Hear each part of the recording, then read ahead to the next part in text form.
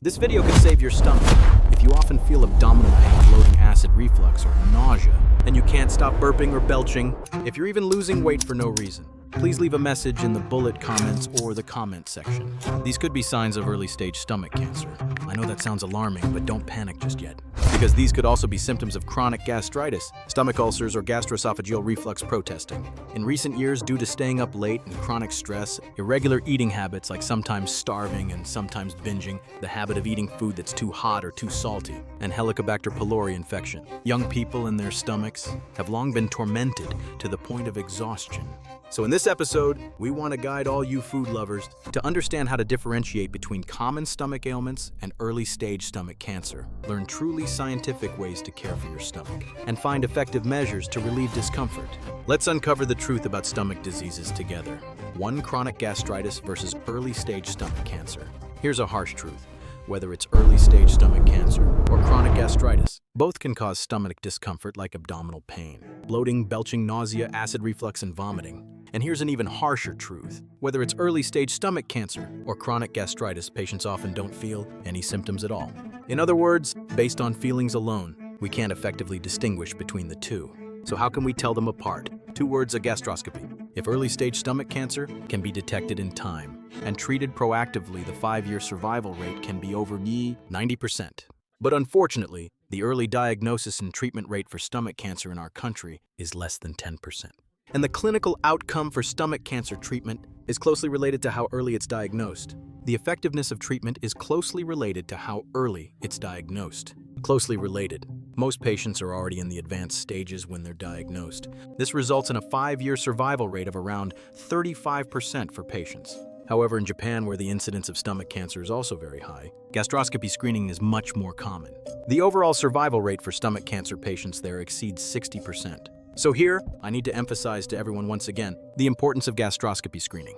If you are 40 years old or older and meet any of the following conditions, it is recommended that you get screened for stomach cancer whether you have symptoms or not. 1. You live long-term in a high-risk area for stomach cancer, such as the provinces of Shandong, Jiangsu, Liaoning, Fujian, Gansu, and so on. 2. You have a Helicobacter pylori infection. 3. You have a history of precancerous conditions like chronic atrophic gastritis, gastric ulcers, gastric polyps, remnant stomach after surgery, hypertrophic gastritis, or pernicious anemia. 4. A first-degree relative has a history of stomach cancer. 5. You have other high-risk factors for stomach cancer, like a high-salt or cured food diet, smoking, or heavy drinking. We've also put the specific details into a chart, so you can easily screenshot it for reference. 2. Gastric ulcers. As the name suggests, this is when an ulcer appears on the stomach wall. Compared to chronic gastritis, the lesion is no longer just on the surface of the gastric mucosa. Instead, it penetrates the muscularis mucosa and reaches deeper layers. The classic symptom is upper abdominal pain. It might be a dull ache, a burning pain, a bloating pain, or a hunger-like discomfort. It can last for several years. The flare-ups are often recurrent or cyclical. The pain is also often related to when you eat, either starting or subsiding, because some patients have atypical flare-ups. The gold standard for diagnosing a gastric ulcer is still a gastroscopy and biopsy. However, when a gastric ulcer develops into an acute gastric perforation, you won't need a gastroscopy because you will feel it. A sudden knife-like excruciating pain in your upper abdomen. Compared to chronic gastritis, the lesion is no longer just on the surface of the gastric mucosa. Instead, it penetrates the muscularis mucosa and reaches deeper layers. The classic symptom is upper abdominal pain. It might be a dull ache, a burning pain, a bloating pain, or a hunger-like discomfort, and quickly spreads throughout the whole abdomen. The patient's face will be pale and they'll break out in a cold sweat. It's often accompanied by nausea and vomiting. When this happens, what you need to do is rush to the emergency room to save your life. 3. Gastroesophageal reflux. Gastroesophageal reflux. As the name suggests, it refers to when the contents of the stomach or duodenum flow back into the esophagus. The typical symptoms are reflux and a burning pain behind the breastbone. In other words, what everyone calls heartburn. It usually happens or gets worse after a meal, when you're lying down, or when you bend over. So what can we do to deal with these stomach problems and prevent stomach cancer? First, let's talk about taking care of your stomach scientifically. Now, for many people, the first thing that comes to mind for stomach care is to eat a lot of plain congee, but that's not quite right. While it's true that plain congee is easier to digest when your stomach is upset, it also flows back up much more easily than solid food. This is especially true for people who have symptoms of acid reflux and heartburn. Liquid congee is actually harder for your stomach to hold down than solid rice. The older generation loves to eat their congee piping hot, and we've stressed this many times. Hot drinks over 65 degrees Celsius have been classified as a Group 2A carcinogen, meaning they increase the risk of getting esophageal cancer. So what does real scientific stomach care actually involve? One, cut down on salt and alcohol. When your body takes in too much salt, it can damage and weaken the lining of your stomach, increasing the risk of gastritis and stomach cancer. Two, don't smoke. Smoking doesn't just cause lung cancer. There are thousands of harmful chemicals in tobacco.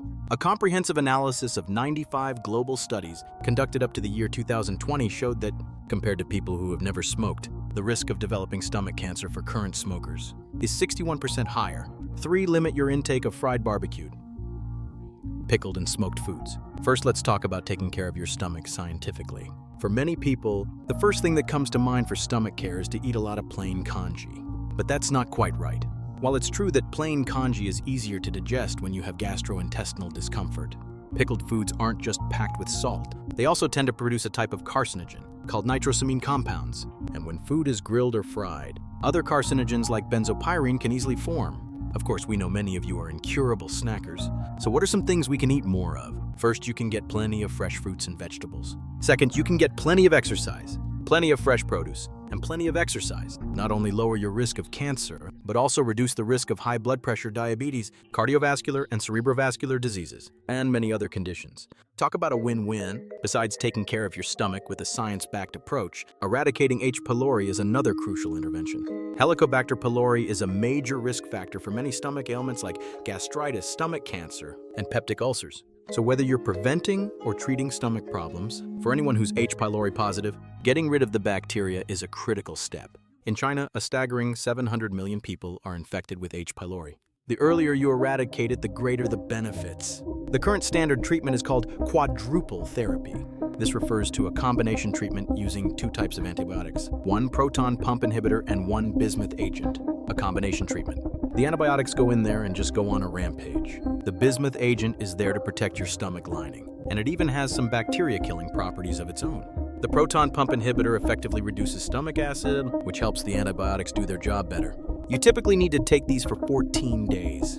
The eradication rate is over 80%. Now here's something very important. Whatever you do, don't just stop taking the medicine. You have to strictly follow the dosage and schedule and take it continuously. If you don't, it will compromise the treatment's effectiveness, and you could even develop antibiotic resistance. So you must follow your doctor's orders and complete the entire course of treatment. Got it. Stopping and starting your medication is like putting bacteria through a drug resistance boot camp. The stronger their resistance, the harder they are to eradicate. If you frequently experience bloating and indigestion, acid reflux, heartburn, and other symptoms of gastritis or gastric ulcers, or gastroesophageal reflux disease, first pay close attention to your habits like drinking alcohol and eating spicy food. These often make the symptoms I mentioned worse. Second, after a clinical evaluation and under your doctor's guidance, you can use certain medications that suppress stomach acid secretion, protect the stomach lining, or promote gastrointestinal motility. For instance, dashprazole drugs like rabeprazole and iloprozole are common medications used to suppress stomach acid secretion. They can lower the acidity in your stomach and reduce irritation to your stomach lining.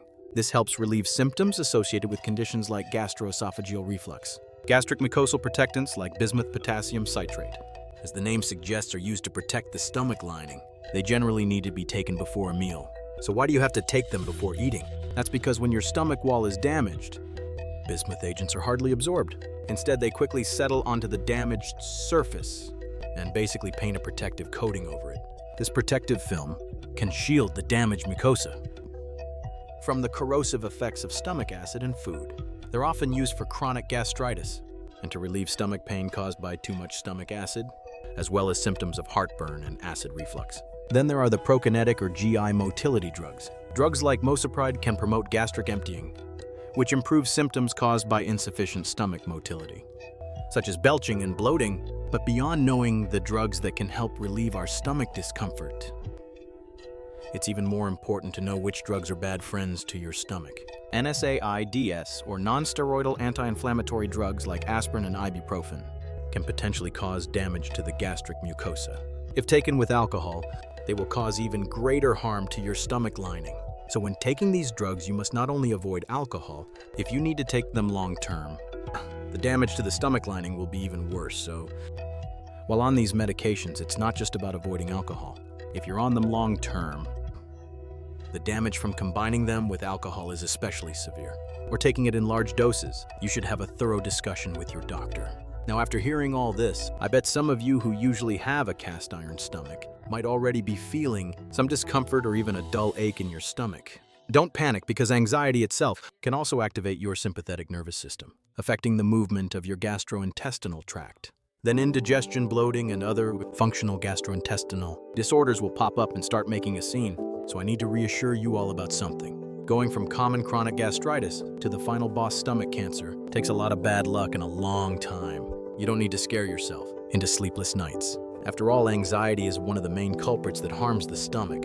So here's our advice. For those of you who fit the criteria, if you need to get rid of H. pylori, then do it. If you need a gastroscopy, don't put it off.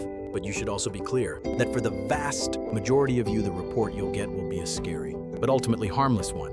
What we're trying to do, based on current evidence-based medicine, is simply to lower your risk as much as possible, right? Get screened early. Eradicate H. pylori and take care of your stomach scientifically. Let's make sure that while we're enjoying our meals every day, we also win this battle to protect our stomachs. All right, that's all the content for this video. If you feel this was somewhat interesting or helpful to you, please follow us so you can learn even more about medicine.